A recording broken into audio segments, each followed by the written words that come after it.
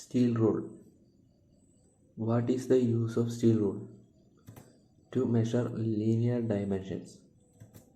Steel rules are made of spring steel or stainless steel. What is the reading accuracy of steel rule? 0.5 mm or 1/64 inch. What type of error may occur during reading a steel rule?